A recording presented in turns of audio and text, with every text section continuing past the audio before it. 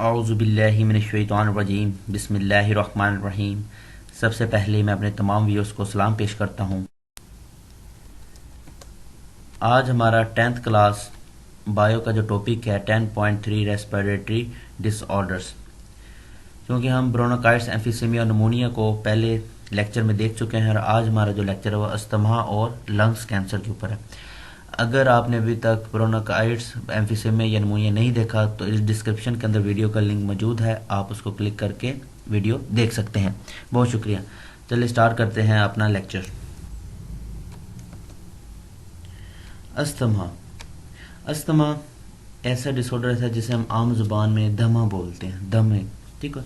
अब ये जो दमा, ये जो अस्थमा है हमारे पास, ये ज़्यादातर होता है जो टाइप्स है, ये हमारे पास एलर्जी की किस्म का होता है हमारे पास। ठीक है। एलर्जी यानी कि जो उकताहट वगैरह होती है हमें, ठीक हो गया, जैसे कि हाथों में अक्सर लोगों को खारिश वगैरह आती है, पूछे तो कहते हैं एलर्जी वगैरह होती है, तो ये हमारे पास उस किस्म की एक टाइप है अस्थमा भी। अब ये कैसे होता है अस्थमा, किस किस्म की एलर्जी है, हम इसको देखते हैं कि ये क्या होता है। सब फर्स्ट ऑफ ऑल जो हमारा ब्रोंकाई है, इसके अंदर क्या हो जाती है, इन्फ्लेमेशन होती है, उसके अंदर सोजिश होती है। उसकी वजह से, सोजिश की वजह से हमारे पास जो म्यूकस है यानी कि जो रेशा है वो बहुत ज़्यादा बढ़ना शुरू हो जाता है। उसके बनने की वजह से क्या होता है कि जो हमारे हवा का रास्ता जो होता है वो नैरो हो जाता है, तंग हो जाता है, जैसे कि अभी हम एक डायग्राम के अंदर इसको देखते हैं। जैसे कि आपको ये एक दो लंग्स की छोटी छोटी पिक्चर्स नज़र आ रही हैं, ये वो लंग्स की है जो कि बिल्कुल नॉर्मल है। ठीक है। अब जो इसके अंदर हमारे पास जो ब्रोंकाई ये बिल्कुल नॉर्मल है। अब इसके अंदर जो आपको कुछ येलो येलो पार्टिकल जो नज़र आ रहे हैं, पहले हम इसको देख लेते हैं ये क्या चीज़ है। ये हमारे पास वो पार्ट है जो एलर्जी जिनकी वजह से होती है। सबसे पहले हम बात कर लेते हैं, ये जो डस्ट होती है हमारे पास, स्मोक, परफ्यूम और पोलन्स, यानी कि ये धुआं वगैरह या जो गर्दो गुबार वगैरह उठती है, तो ये उसकी वजह से क्या होता है, ये कुछ पार्टिकल्स होते हैं हमारे सांस के दौरान जब हम अंदर लेके जा रहे होते हैं, इनहेलेशंस कर रहे थे तो अंदर जाते हैं, तो उसकी वजह से क्या होता है, ये जो पार्टिकल्स होते हैं ये हमारे ब्रोंकाई के अंदर एंटर हो जाते हैं और ये वहाँ पे एलर्जी का बाइस बनते हैं। अब ये पोलन्स क्या चीज़ होती है, पोलन्स हमारे पास यानी कि कुछ पौधों के जर्रे वगैरह होते हैं, जैसे कि आपको डायग्राम के दिखा देता हूँ, इस किस्म के जैसे आपको नज़र आ रही है, पौधों के छोटे छोटे जो जर्रे होते हैं, ये भी जो अस्थमा के जो पेशेंट होते हैं उनके लिए बड़े हार्मफुल होते हैं। इसलिए अस्थमा के मरीजों को कहा जाता है जब तेज़ हवा चल रही हो या गड्ढा मिट्टी उड़ रही हो तो उस जगह पे इन्हें नहीं जाना चाहिए। वापस आते हैं हम अपने डायग्राम के ऊपर। तो ये वो ऑलमोस्ट नॉर्मल है, लेकिन इसके अंदर कुछ पार्टिकल्स ऑलरेडी मौजूद है। लेकिन जब ये बहुत ज़्यादा हो जाते हैं तो क्या आ जाता है, आपको ये नज़र आ रहा होगा इस पार्ट के अंदर कि किस तरह ये म्यूकस इन्होंने बना दिया हुआ, और म्यूकस की वजह से क्या हो रही है, उनकी जो नाली है, जो वेन है, जो मैं वेन कह रहा हूँ, जो उनका एयर वे है, जो ठीक है, जो ट्यूब एयर वे की, वो टोटली म्यूकस से क्या हो चुकी है, फिलअप हो चुकी है और वो ऑलमोस्ट तंग भी हो चुकी है, यानी कि नैरो हो चुकी है। अब ज़्यादातर क्या होता है कि अस्थमा के पेशेंट में कि जो ये हमारी नॉर्मल अस्थमा का पेशेंट का जो एक नॉर्मल पर्सन भी होता है, जो हमारी ये जो ब्रोंकाई है ये बड़ी सेंसिटिव होती है, सेंसिटिव ट्यूब होती है। ये हल्का सा भी अगर कुछ यानी कि कोई डस्ट वगैरह इस तरह की चीज़ आती है तो ये क्या होती है, फ़ौरन अपना अमल दिखाते हुए क्या करती हैं, नैरो हो जाती हैं, सुकड़ जाती हैं, क्योंकि वो अंदर फीलिंग आ जाती है, इसकी वजह से ये नैरो हो जाती हैं।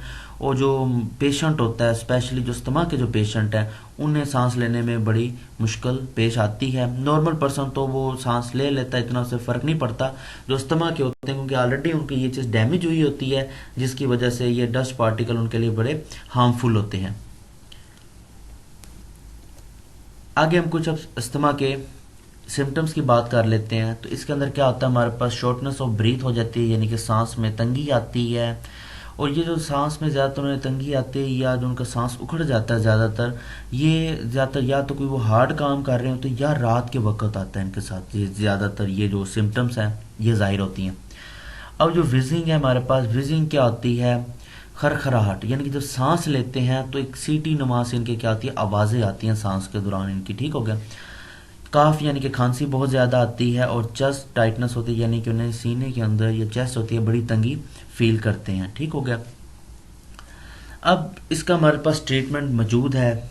जो अस्थमा के जो पेशेंट होते हैं इन्हें केमिकल्स ही दिए जाते हैं, और वो केमिकल्स क्या होते हैं, इनके ब्रोंक्यूल्स और जो ब्रोंकाई होते हैं, इनकी जो ट्यूब्स होती हैं, इनको खोलने के लिए खोलते हैं, यानी खोलने के लिए ये होती हैं ये दोनों, ये जो इनके ट्रीटमेंट के लिए जो हमारे पास केमिकल्स होते हैं, जैसे कि हमने अभी पीछे डिस्कस किया था कि क्या होता है, ये डस्ट पार्टिकल्स ब्रोनोक्यूल जो ब्रोनाकाई को क्या करते हैं, नैरो कर देते हैं, बंद कर देते हैं। अब जब ये केमिकल्स हम लेते हैं तो क्या होता है कि ये ब्रोनोक्यूल्स और ब्रोनाकाई की जो ट्यूब्स होती हैं उनको ओपन कर देते हैं, और जो पेशेंट होता है उसको सांस आना शुरू हो जाता है। और जो मेडिसिन होती है वो हम इनहेलर्स की फॉर्म में लेते हैं, इनके इनहेलेशन की फॉर्म में लेते हैं, जिस तरह हम सांस लेते हैं। इसकी सबसे बड़ी एग्जांपल मैं आपको डायग्राम के अंदर दिखा देता हूँ, जो इनका अस्थमा पंप बोला जाता है इससे, ठीक हो गया।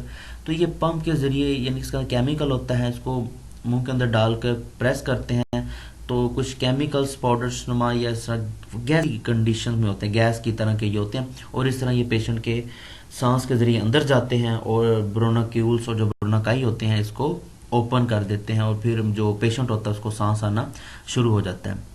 ये था अस्थमा के बारे में। आगे चलते हैं हम दूसरी डिजीज की ऊपर, अपनी लंग्स कैंसर के ऊपर। लंग्स कैंसर, ये ज़्यादातर लंग्स कैंसर के अंदर, कैंसर में क्या होता है कि कुछ जो हमारे टिश्यूज होते हैं ना, उनकी जो डिवीजन होती है ना वो आउट ऑफ कंट्रोल हो जाती है, ठीक हो गया। तो इसी तरह अब जो लंग्स कैंसर है तो इसके अंदर जो क्या होता है कि जो हमारे लंग्स है इसके अंदर क्या हो जाती है, जो सेल्स की डिवीजन हो रही होती है वो अनकंट्रोल हो जाती है। अनकंट्रोल होती है यानी कि बहुत ज़्यादा डिवाइड होते जाते हैं और आखिरकार ये ट्यूमर्स बनाना शुरू कर देते हैं। ट्यूमर्स मीन रसोलियाँ बनाना शुरू कर देते हैं, ठीक हो गया।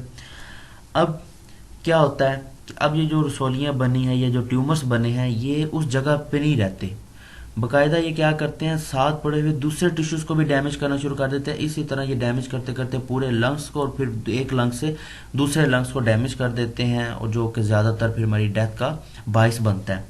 जैसे कि आपको इस पिक्चर के अंदर नज़र आ रहा है, ये वाला वो पार्ट, ये वो अनकंट्रोल सेल डिवीजन हो रही है यहाँ पे, ठीक है। अब यहाँ पे जब सेल की अनकंट्रोल डिवीजन होती है, इसी तरह ये चीज़ बढ़ते बढ़ते पूरे लंग्स को कवर करेगी, इसी तरह ये फिर सेकंड लंग्स को, इसी तरह क्या हो जाता है, ज़्यादा पेशेंट की डेथ हो जाती है। आपको थोड़ा और आसानी के लिए एक और दूसरी डायग्राम दिखा देता हूँ, जैसे कि ये चीज़ देखिए, बिल्कुल ब्लैक कलर में नज़र आ रहा है, तो ये छोटी छोटी रसोलियाँ बनती हैं जिन्हें हम ट्यूमर्स कहते हैं।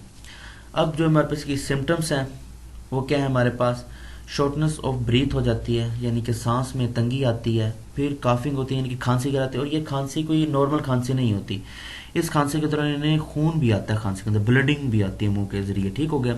और साथ अपना ये वेट तो बहुत ज़्यादा लूज कर जाते हैं, ठीक हो गया। ये थे हमारे पास सिम्टम्स। आगे चलते हैं। आगे हमारे पास अब क्या ऐसे रीजंस है कि कैंसर होता है ज़्यादातर लोगों को, उसकी सबसे बड़ी जो लंग्स कैंसर की हम यहाँ के अंदर बात करेंगे वह है कार्सिनोजीन्स। कार्सिनोजीन्स बेसिक तौर पे एक केमिकल है जो कि ज़्यादा जो हम सिगरेट वगैरह पीते हैं उसके धुएं के अंदर ये मौजूद होता है, यानी कि ये हमारे जो तंबाकू होता है ये उसके अंदर मौजूद होता है कार्सिनोजीन्स। अभी तक जो हमारे पास जो साइंटिस्ट रहे हैं उन्होंने अभी तक सिर्फ ऑलमोस्ट 50 के करीब या 50 से थोड़े बहुत ज़्यादा होंगे जिनके बारे में वो भी पहचान रखते हैं, जानते हैं जिनको कार्सिनोजीन्स केमिकल को, ये बहुत ज़्यादा हार्मफुल होते हैं ह्यूमन्स बॉडी के लिए।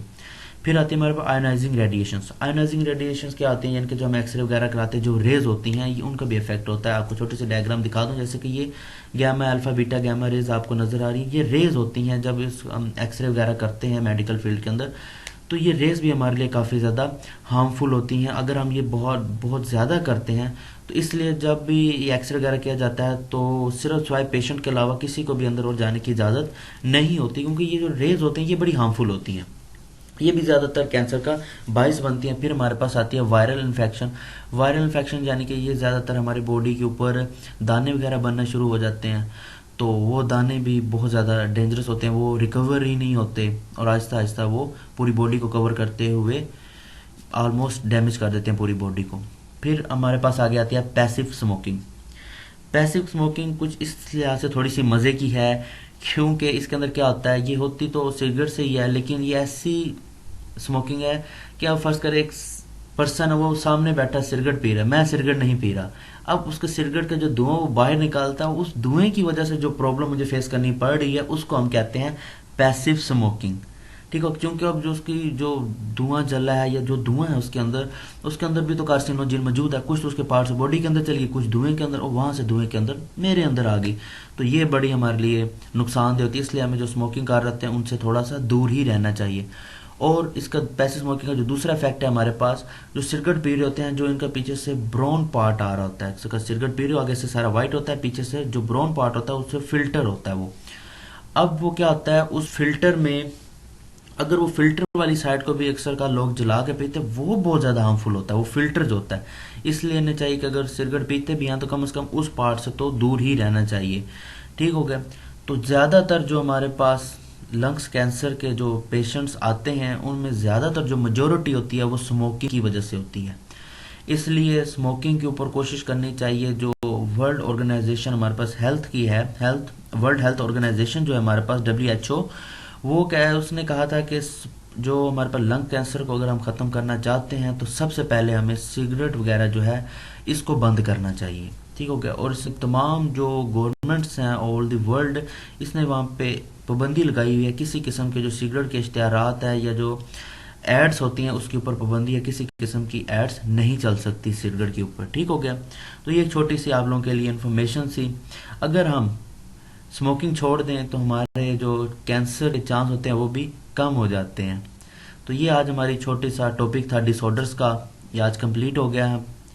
तो उम्मीद करता हूँ कि जो आज 2 डिसऑर्डर्स हमने पढ़ी, अस्थमा और लंग्स कैंसर, अगर इसमें से आपको कोई क्वेश्चन है तो ज़रूर कीजिएगा कमेंट में, इंशाल्लाह बहुत जल्द आपको उसका आंसर दे दिया जाएगा। बहुत शुक्रिया।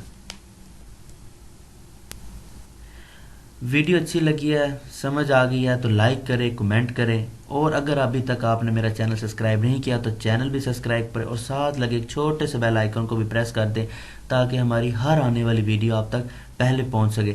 बहुत शुक्रिया। इंशाल्लाह मुलाकात होती है हमारी नेक्स्ट लेक्चर में, तब तक के लिए अल्लाह हाफिज़।